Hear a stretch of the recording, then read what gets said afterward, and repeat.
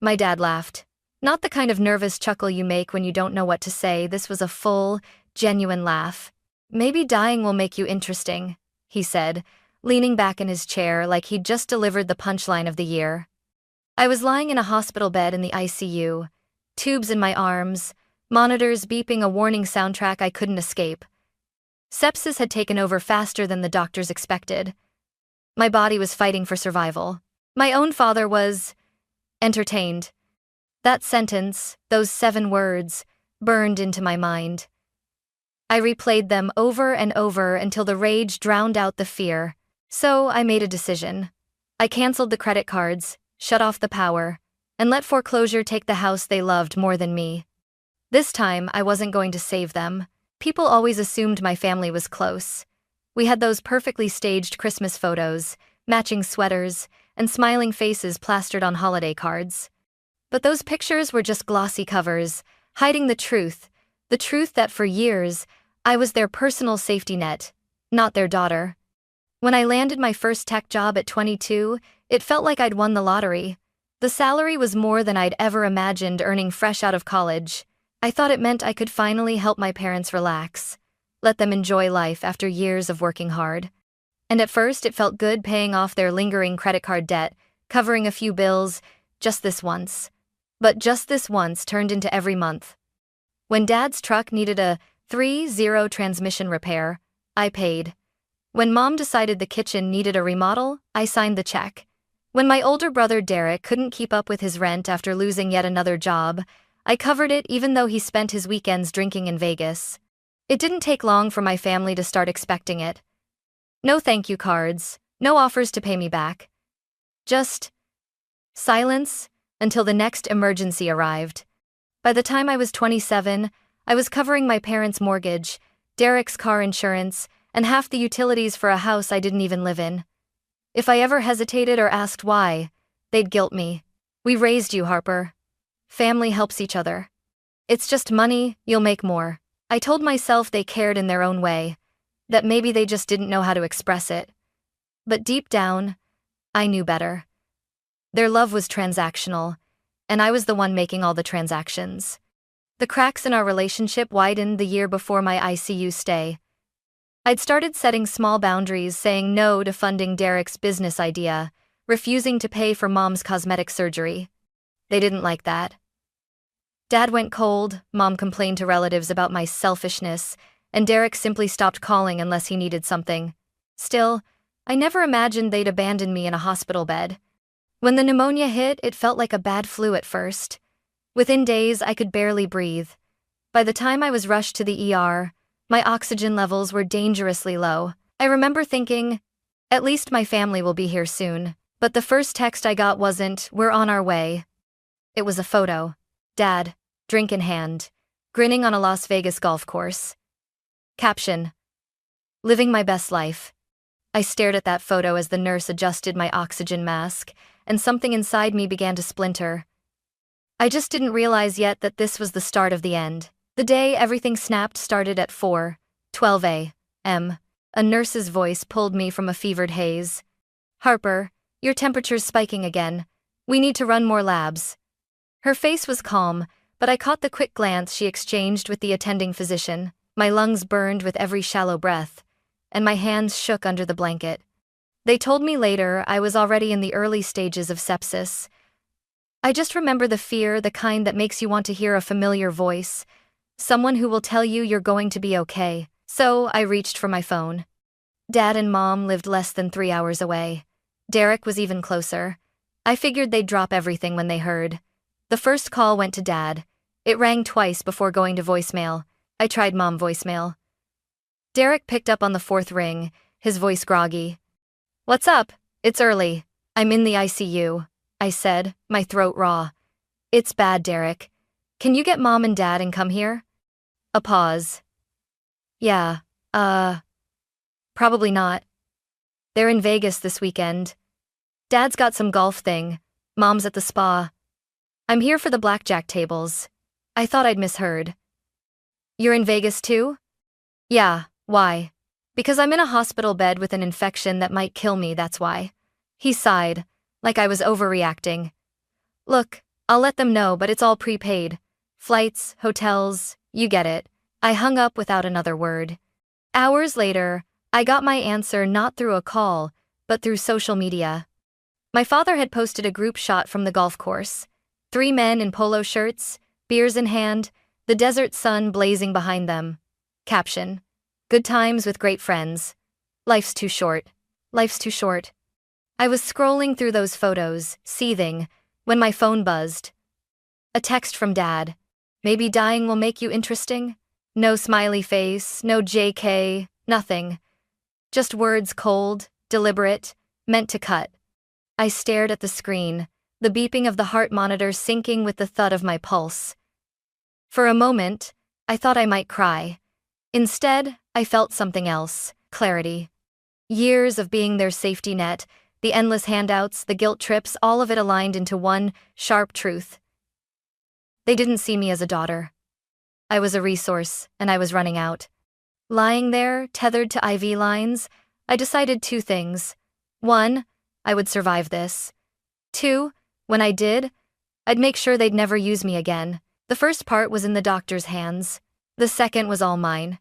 The next morning, my fever dipped just enough for my head to clear. I lay in that stiff hospital bed, staring at the ceiling tiles, letting Dad's words replay in my mind like a poisoned echo. Maybe dying will make you interesting. They'd chosen a weekend in Vegas over showing up for me. That was bad enough. But mocking me while I was hooked to IVs? That was a line you don't cross. I reached for my phone again, but this time I didn't call them. I opened my banking app. For years, I'd built a safety net they didn't deserve. Automatic transfers to my parents' account for the mortgage. A credit card in their possession for emergencies, which usually meant dinners out and impulsive shopping sprees. Car insurance payments for Derek's truck. Even their internet and utilities were in my name, so they wouldn't have to pass a credit check. I scrolled through the list of recurring payments and started canceling. Mortgage payment? Delete. Car insurance? Terminate coverage. Credit card? Report stolen. The hospital room was silent, except for the steady beep of the heart monitor, and each click felt like reclaiming a piece of myself. When the banking side was clean, I called my financial advisor, Elise. She'd been managing my investments for years. Harper? Oh my God, I heard you were sick. I'm getting better, I said, cutting her off gently. But I need to make some changes.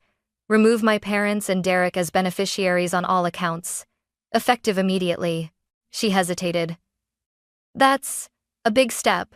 Are you sure? I've never been more sure of anything in my life. Next came my lawyer, Patrick, who'd drawn up my will and given my parents power of attorney back when I thought they'd look out for me. Patrick, I want to revoke the power of attorney and rewrite my will. They're out. All of them. He didn't press for details. Understood. I'll draft the paperwork. By the time I ended that call, I felt lighter. Not physically, my body was still a battlefield, but somewhere deep inside, the weight was shifting. It was almost laughable, how easy it was to dismantle the empire of handouts I'd built for them. A few phone calls, a few keystrokes, and suddenly the well they'd been drinking from was dry. I imagined Derek swiping that credit card at a blackjack table and watching the screen flash declined. I pictured Mom flipping a light switch in their kitchen and finding darkness. I pictured Dad at the golf resort front desk, demanding to charge the room and the clerk shaking their head. It wasn't petty, it was justice. They'd left me alone in the fight for my life. Now, they could learn what it felt like to fend for themselves. And I hadn't even started yet. It didn't take long for the calls to start. The first came that evening, just as I was settling back against the pillows, a cup of lukewarm hospital tea in my hands. Dad's name flashed across the screen. I let it ring out. 2 minutes later, it rang again. This time I answered. Harper, he said, his voice tight. There's something wrong with the credit card. It was declined at dinner. I kept my tone flat. That's strange. Maybe call the bank? We did. They said it was reported stolen. Did you? Yes, I said, cutting him off. While I was lying in the ICU and you were golfing in Vegas, seemed like someone else was using it. Silence. Then, Harper, be reasonable. We're stuck here without money. I thought you paid for the trip yourselves. That's what you told me. Click. I hung up. 5 minutes later, Derek called. What the hell, Harper? You stranded us. The hotel says we need to pay for another night and we can't. Mom's freaking out. Maybe pawn something, I suggested. Or call one of your business partners. You're unbelievable. Funny. That's exactly what I think about you. The calls kept coming, Mom sobbing into the phone, Derek swearing, Dad alternating between calm negotiation and sharp threats. By the third round, I put my phone on silent. Somewhere around midnight, I drifted into the deepest sleep I'd had in years. The next update came the following afternoon from my friend Mia, who had spotted Derek's Instagram story. It was a shaky video of him and Dad arguing with the hotel front desk clerk. The caption read, "Some people just don't understand loyalty." I almost laughed. Loyalty, coming from them, was like hearing a thief complain about getting robbed. 3 days later, I was released from the hospital. I'd lost weight, my muscles felt like jelly, but I was alive, and I was ready. Back in my apartment, I moved on to phase 2, utilities. The electric account in my name? Cancelled. Gas? Cancelled. Internet? Gone. Even their phone plan, which I'd been paying for since Derek was in college, was terminated. That's when the voicemails took a darker turn. "You're ruining us, Harper," Mom's voice cracked. "The bank says they're starting foreclosure proceedings. Do you know what that means?" "Yes," I said to the empty room as I deleted the message. "It means you'll finally have to stand on your own 2 feet. And that was the point. For years, I'd been the cushion between them and the consequences of their own choices. Now, for the first time, they were falling and there was nothing soft to land on. At first, their calls were drenched in desperation, shaky voices, long pauses, words meant to tug at my heart. "Harper, sweetie," Mom whispered in one voicemail. "We made mistakes, but you can't just leave us like this. We're family. We need you." I almost believed her for half a second. Then I remembered her sipping champagne in a Vegas spa while I was struggling to breathe. By the end of that week, the tone had changed. Derek was the first to snap. "You think you're better than us now? Sitting in your fancy apartment while we're freezing? You're a joke, Harper. You'll regret this." I didn't answer. Next came the guilt trip from Dad. "I know things were said, but you've got to understand. We didn't mean them. We were just distracted. Don't punish your whole family over one bad moment." One bad moment. As if years of exploitation could be reduced to a slip of the tongue. Then came the manipulation. A woman named Kayla called, claiming to be a friend of my mom's. She launched into a rehearsed speech about how Mom was falling apart and needed her daughter's support. Halfway through, I interrupted. "Kayla, is Mom sitting right next to you?" A beat of silence. "Yes, tell her I said goodbye." Click. When that failed, they went public. One morning, I woke up to 20 missed notifications. Derek had posted a rant on Facebook. "Imagine leaving your parents homeless after they raised you. My sister's success has turned her into a monster." The comments were a mix of strangers offering sympathy and people who actually knew me, calling him out. My college roommate wrote, "Didn't your dad laugh at her when she was in the ICU?" Another friend posted screenshots of my parents' Vegas trip, complete with timestamps. Within hours, the thread was a dumpster fire of exposed receipts and family drama. Derek deleted it, but not before it had been shared over 100 times. That's when the harassment started. Blocked numbers calling at all hours, hang-ups, someone pounding on my apartment door at midnight, then disappearing before I could reach the peephole. The breaking point came on a Tuesday afternoon. My office security guard buzzed me from the lobby. Harper? There's a man and woman here asking for you. Say they're your parents." My stomach turned. "Don't let them up." "I already didn't," he said. "But they're insisting." I walked to the elevator just in time to see them arguing with him by the glass doors. Mom spotted me, her face a mask of fake relief. "Harper. Finally. Please. Just 5 minutes." "Security," I said calmly. "These people are harassing me. Please escort them out." They shouted my name as the guards ushered them toward the street. For the first time, I didn't feel guilt. I felt free. By the time the second week rolled around, the line between desperation and outright warfare had vanished. They were no longer just calling me, they were using anyone and everyone as messengers. Old neighbors, distant cousins, even a woman I hadn't spoken to since high school reached out to mediate. Every message had the same undertone: give them back their lifeline, or else. The or else arrived on a Thursday night. I was halfway through dinner when my phone lit up with a string of screenshots from Mia. Derek had posted on Instagram again a grainy photo of me at a college party years ago, drink in hand, captioned, "Some people act all high and mighty now, but they've always been reckless. Guess money just makes them colder." Within minutes, my inbox was flooded with strangers commenting on my looks, my job, my character.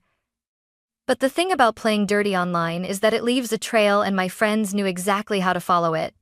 By morning, the post was deleted, replaced by a vague apology about family misunderstandings. Too late.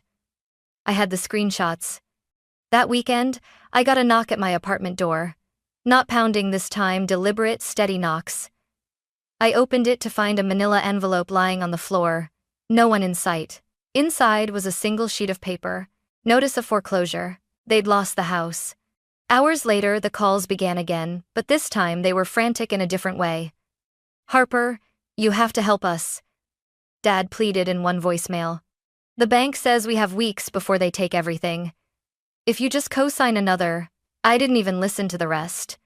Then came the most pathetic attempt yet. A mutual acquaintance texted me to say my parents had set up a GoFundMe titled, "Help a Family Betrayed by Their Own."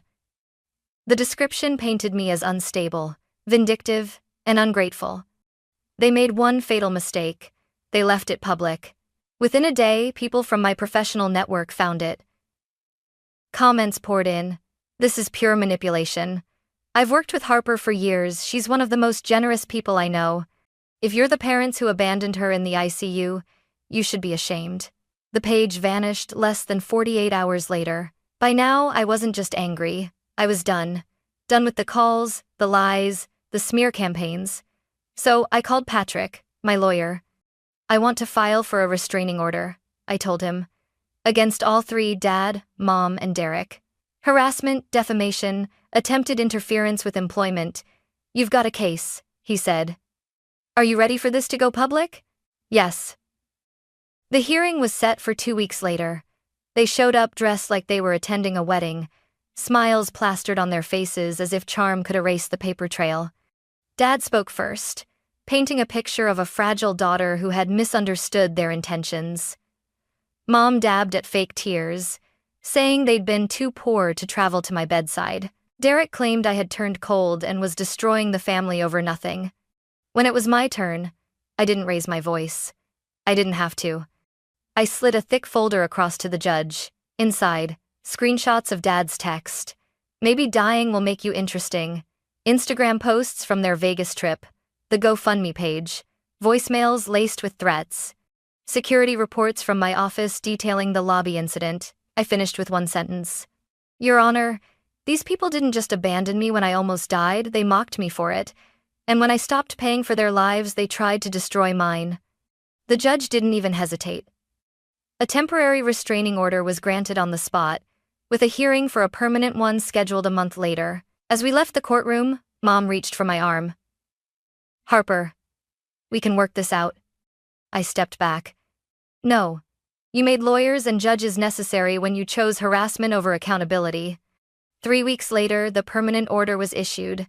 No contact, no proximity within 500 feet, no posting about me online. Violation meant arrest. The silence that followed was the sweetest sound I'd heard in years. The day after the restraining order was finalized, I woke up without the familiar knot in my stomach.